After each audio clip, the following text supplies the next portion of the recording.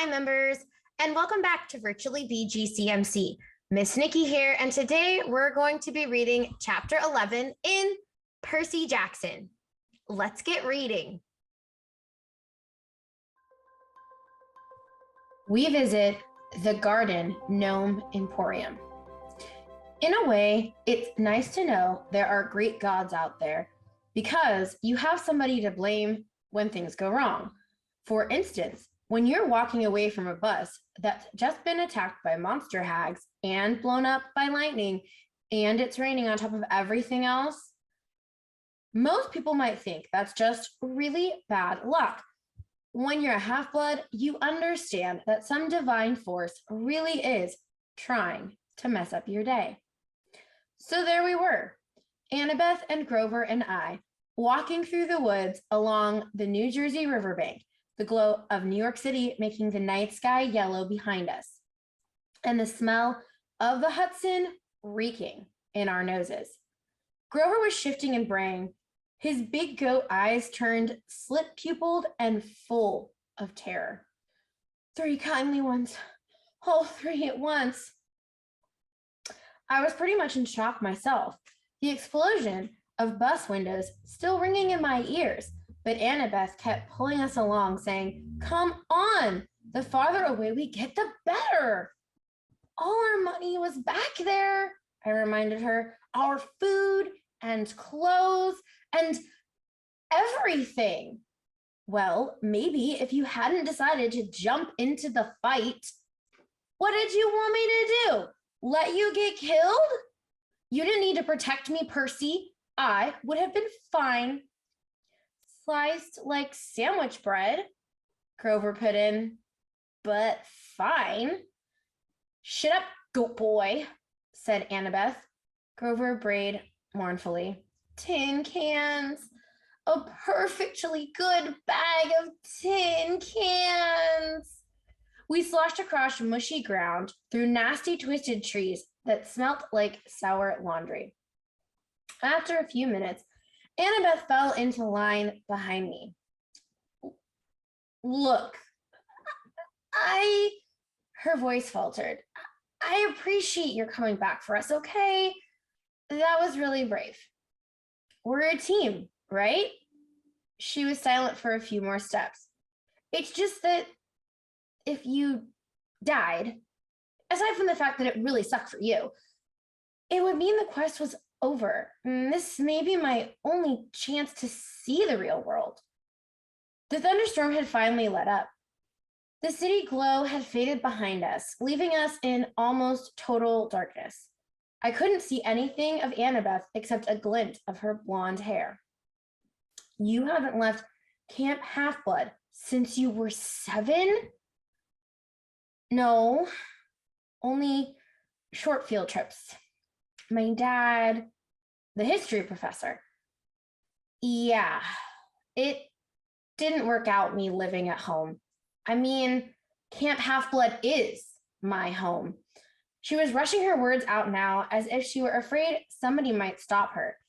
"At camp, you train, and that's all cool and everything, but the real world is where monsters are, and that's where you learn whether you're good or not."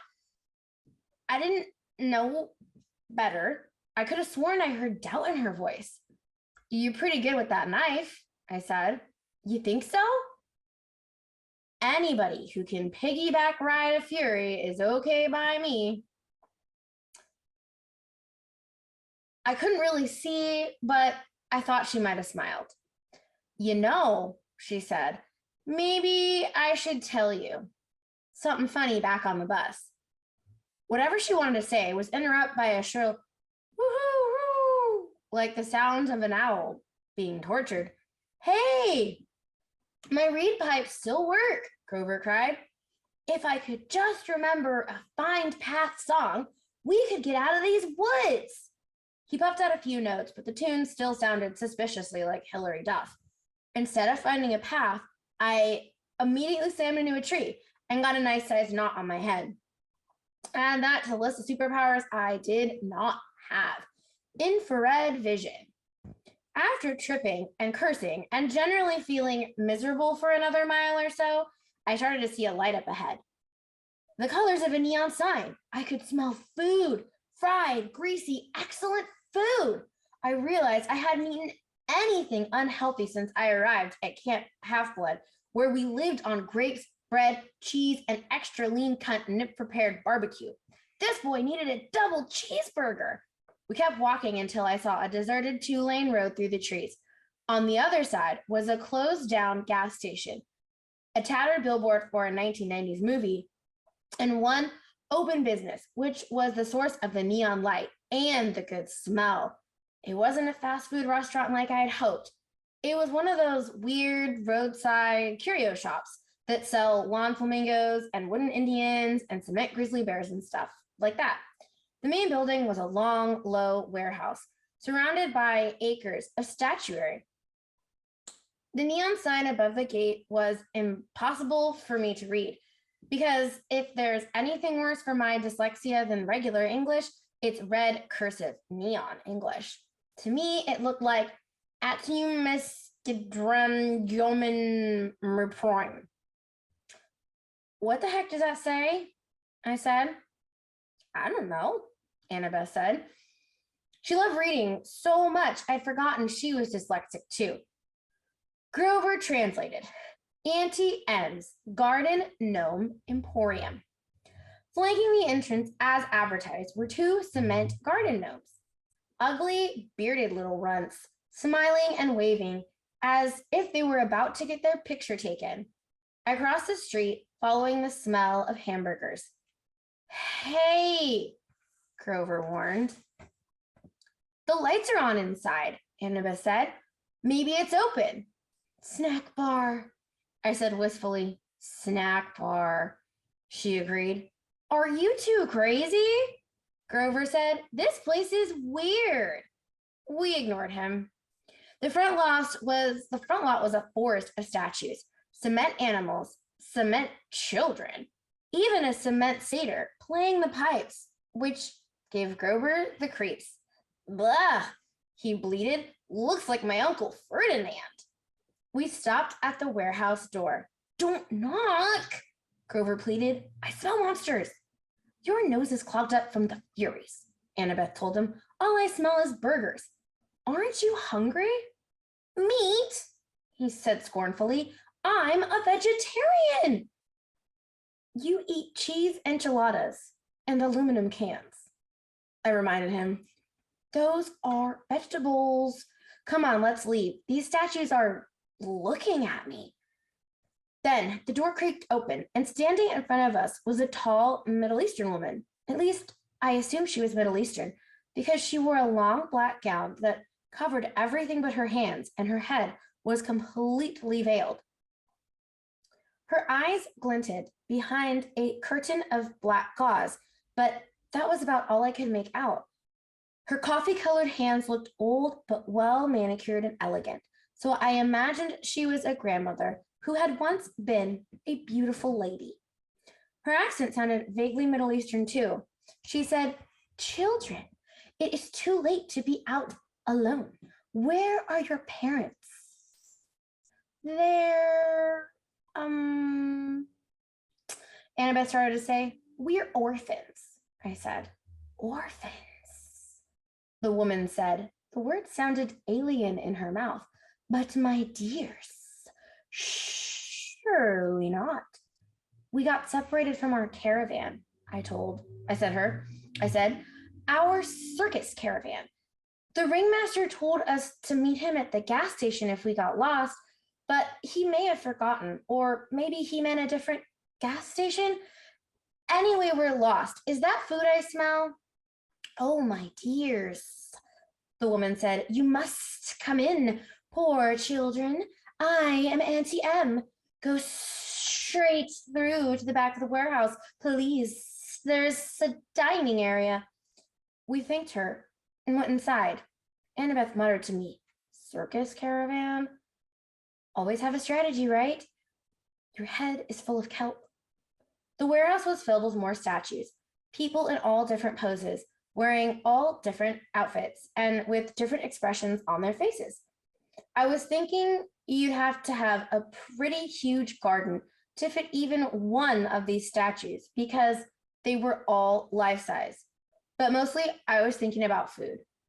Go ahead, call me an idiot for walking into a strange lady's shop like that just because I was hungry, but I do be impulsive sometimes.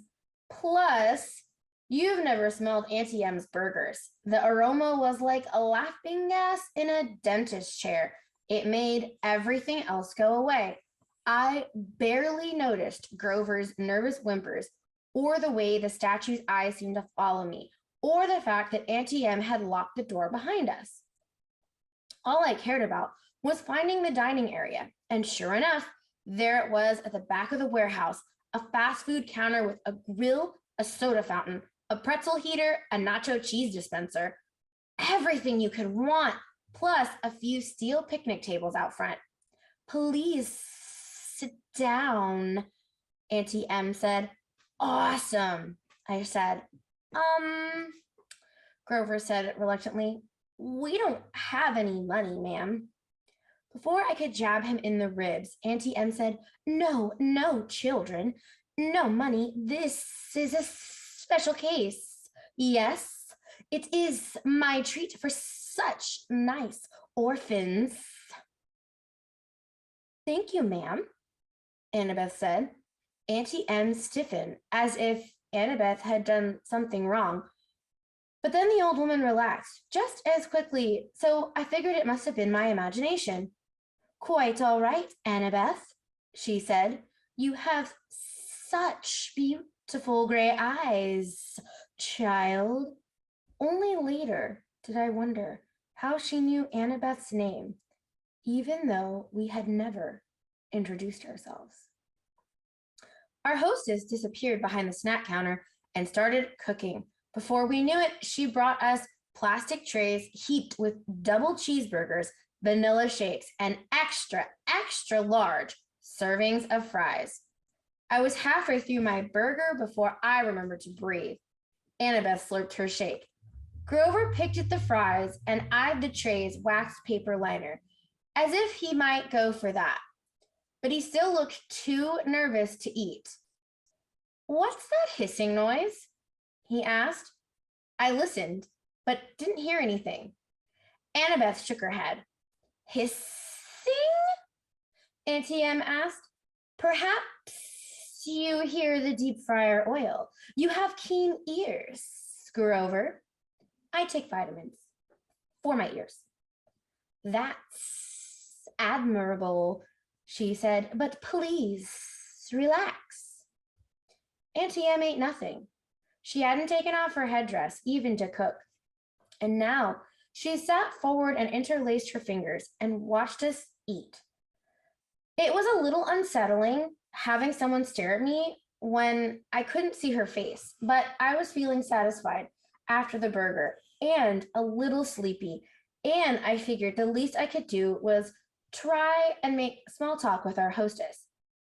So you sell gnomes, I said, trying to sound interested. Ah, yes, Auntie M said, and animals and people, anything for your garden, custom orders.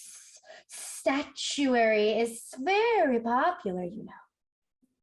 A lot of business on this road? Not so much, no. Since the highway was built, most cars, they do not go this way now.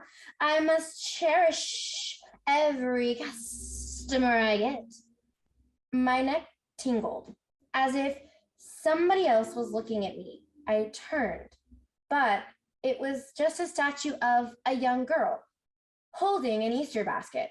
The detail was incredible, much better than you see in most garden statues. But something was wrong with her face. It looked as if she were startled or even terrified. Auntie M said sadly, you notice some of my creations do not turn out well. They are marred. They do not sell. The face is the hardest to get right. always the face. You make these statues yourself? I asked. Oh, yes. Once upon a time, I had two sisters to help me in the business, but they have passed on, and Auntie M is alone. I have only my statues. That is why I make them. You see, they are my company.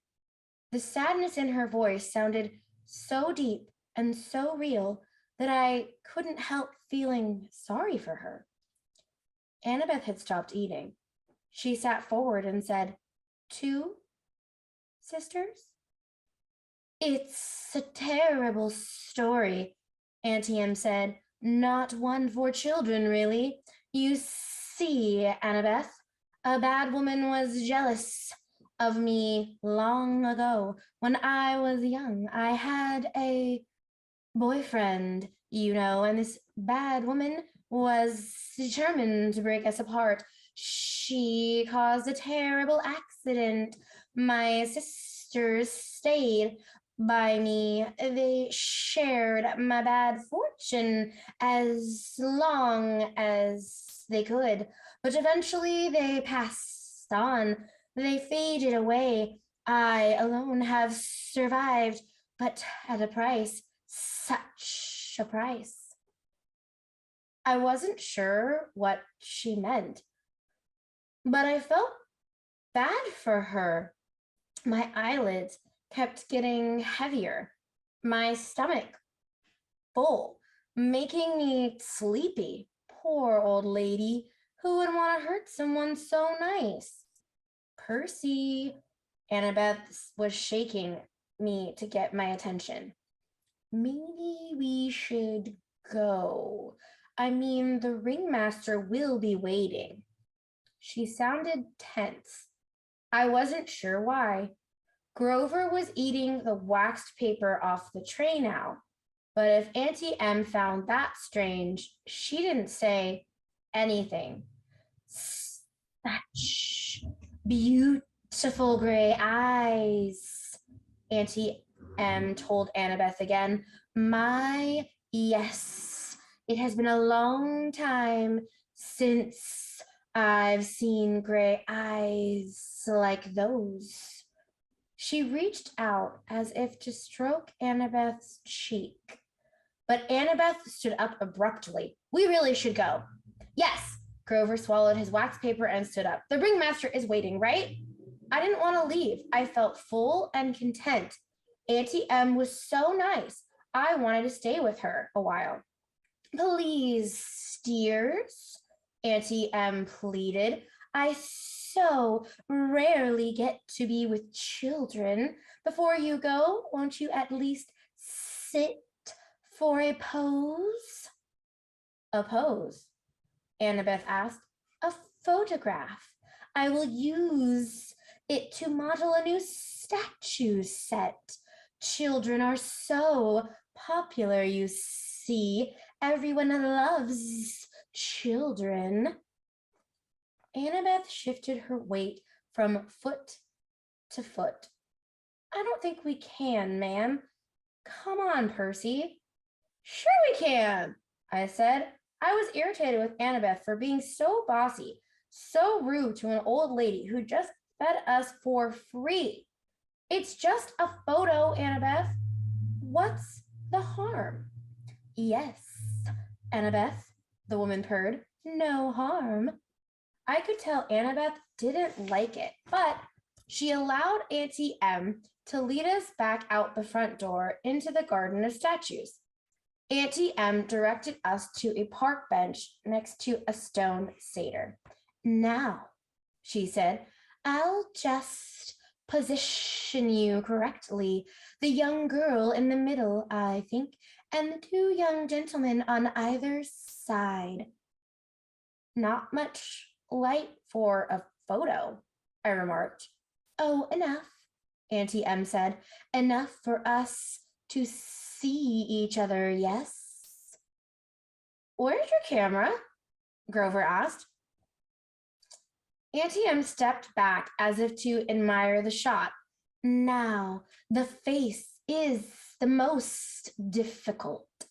Can you smile for me, please? Everyone, a large smile.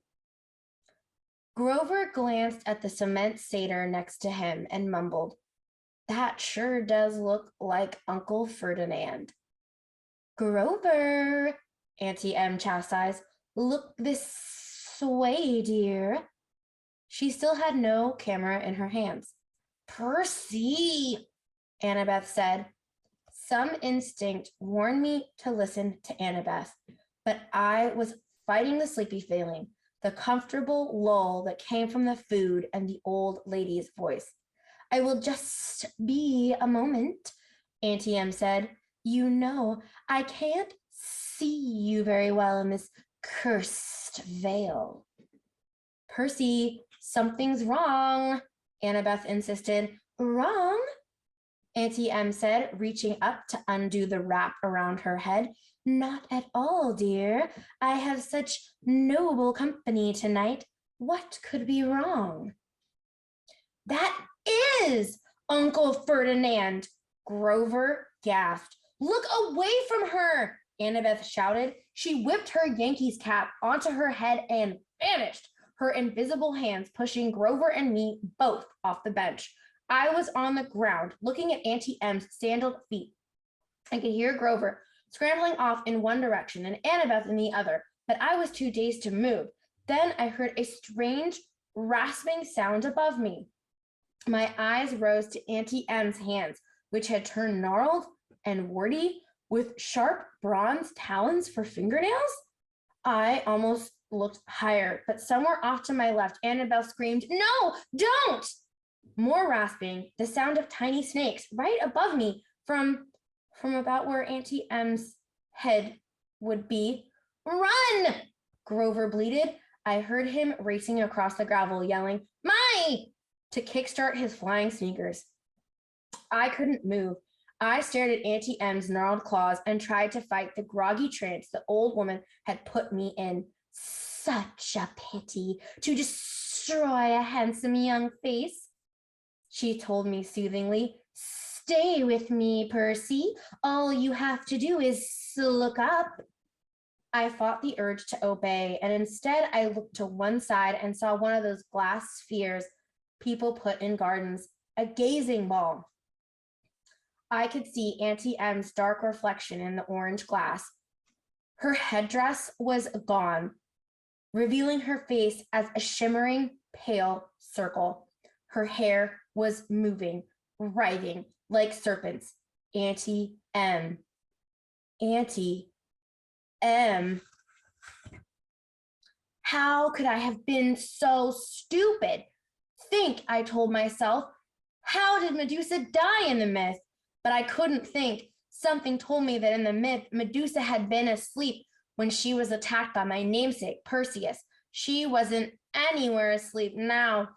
If she wanted, she could take those talons right now and rake open my face. "The gray-eyed one did this to me, Percy," Medusa said, and she didn't sound anything like a monster. Her voice invited me to look up, to sympathize with the poor old grandmother. "Annabeth's mother, the cursed Athena, turned me from a beautiful woman into this." "Don't listen to her," Annabeth's voice shouted somewhere in the sanctuary. "Run, Percy!" "Silence," Medusa snarled. Then her voice modulated back to a comforting purr. "You see why I must destroy the girl, Percy? She is my enemy's daughter. I shall crush her statue to dust. But you, dear Percy, you need not suffer." "No," I muttered. I tried to make my legs move. "Do you really want to help the gods?" Medusa asked. "Do you understand what awaits you on this foolish quest, Percy? What will happen if you reach the underworld? Do not be a pawn of the Olympians, my dear. You would be better off as a statue. Less pain, less pain." Percy! Behind me, I heard a buzzing sound like a 200-pound hummingbird in a nosedive. Grover yelled, Duck! I turned, and there he was in the night sky, flying in from 12 o'clock with his winged shoes fluttering. Grover holding a tree branch the size of a baseball bat. His eyes were shut tight, his head twitching from side to side, and he was navigating by ears and nose alone. Duck! He yelled again. I'll get her! That finally jolted me into action. Knowing Grover, I was sure he'd miss Medusa and nail me. I dove to one side. Thwack! At first, I figured it was the sound of Grover hitting a tree. And then Medusa roared with rage. You miserable satyr! She snarled. I'll add you to my collection. That was for Uncle Ferdinand, Grover yelled back. I scrambled away and hid in the statuary while Grover swooped down for another pass. Kerwhack! Urgh! Medusa yelled, her snake hair hissing and spitting. Right next to me, Annabeth's voice said, Percy! I jumped so high my feet nearly cleared a garden gnome. Jeez! Don't do that! Annabeth took off her Yankees cap and became visible. You have to cut her head off. What? Are you crazy? Let's get out of here! Medusa is a menace. She's evil. I'd kill her myself, but Annabeth swallowed, as if she were about to make a difficult admission. But you've got the better weapon. Besides, I'd never get close to her. She'd slice me to bits because of my mother. You've got a chance. What? I can't. Look, do you want her turning more innocent people into statues? She pointed to a pair of statue lovers, a man and a woman with their arms around each other, turned to stone by the monster. Annabeth grabbed a green gazing ball from a nearby pedestal. A polished shield would work better. She studied the sphere critically. The convexity will cause some distortion. The reflection size should be off by a factor of, would you speak English? I am. She tossed me the glass ball. Just look at her in the glass. Never look at her directly. Hey guys, Grover yelled somewhere above us. I think she's unconscious. Maybe not, Grover corrected. He went in for another pass with a tree branch. Hurry, Annabeth told me. Grover's got a great nose, but he'll eventually crash. I took up my pen and uncapped it, the bronze blade of Riptide elongated in my hand. I followed the hissing and spinning sounds of Medusa's hair. I kept my eyes locked on the gazing ball, so I would only glimpse Medusa's reflection and not the real thing. Then, in the green-tinted glass, I saw her. Grover was coming in for another turn at bat, but this time he flew a little too low. Medusa grabbed the stick and pulled him off course, and he tumbled through the air and crashed into the arms of a stone grizzly bear with a painful oomph. Medusa was about to lunge at him when I yelled, Hey! I advanced on her, which wasn't easy, holding a sword and a glass ball. If she charged, I'd have a hard time defending myself, but she let me approach. 20 feet, 10 feet. I could see the reflection of her face now. Surely it wasn't really that ugly. The green swirls of the gazing ball must be distorting it and making it look worse. You wouldn't harm an old woman, Percy, she crooned. I know you wouldn't. I hesitated, fascinated by the face I saw reflected in the glass, the eyes that seemed to burn straight through the green tint, making my arms go weak. From the cement grizzly, Grover moved. Percy, don't listen to her, Medusa cackled. Too late. She lunged at me with her talons. I slashed up with my sword, heard a sickening short, and then a hiss like wind rushing out of a caravan, the sound of a monster disintegrating. Something fell to the ground next to my foot, and it took all my willpower not to look. I could feel warm ooze soaking into my sock. Little dying snakeheads tugged at my shoelaces. Oh, yuck, Grover said. His eyes were still slightly closed, but I guess he could hear the thing gurgling and steaming. Mega yuck. Annabeth came up next to me, her eyes fixed on the sky. She was holding Medusa's black veil. She said, Don't move. Very, very carefully, without looking down, she knelt and draped the monster's head in black cloth, and then picked it up. It was still dripping green juice. Are you okay? She asked me, her voice trembling. Yeah, I decided, though I felt like throwing up my double cheeseburger. Why didn't why didn't the head evaporate? Once you sever it, it becomes a spoil of war, she said, same as your minotaur horn. But don't unwrap the head. It can still petrify you. Grover moaned as he climbed down from the grizzly statue. He had a big welt on his forehead, and his fake feet had been knocked off of his hooves. The magic sneakers were flying aimlessly around his head. The Red Baron, I said. Good job, man. He managed a bashful grin. That really was not fun. Well, the hitting her with a stick part, that was fun. But crashing into a concrete bear, not fun. He snatched his shoes out of the air. I recapped my sword, and together the three of us stumbled back to the warehouse. We found some old plastic grocery bags behind the snack counter and double wrapped Medusa's head. We plopped it on the table where we'd eaten dinner and sat around it, too exhausted to speak. Finally, I said, so we have Athena to thank for this monster? Annabeth flashed me an irritated look. Your dad, actually. Don't you remember? Medusa was Poseidon's girlfriend. They decided to meet in my mother's temple. That's why Athena turned her into a monster. Medusa and her two sisters, who had helped her get into the temple, they became the three Gorgons. That's why Medusa wanted to slice me up. But she wanted to preserve you as a nice statue.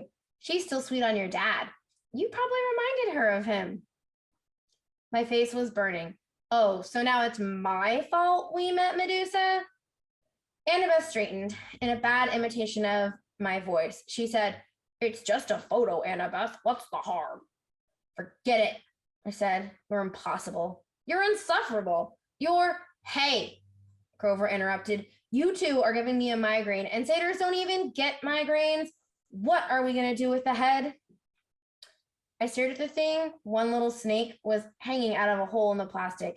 The words printed on the side of the bag said, we appreciate your business. I was angry, not just with Annabeth or her mom, but with all the gods for this whole quest, for getting us blown off the road, and in two major fights the first day out from camp. At this rate, we'd never make it to LA alive, much less before the summer solstice.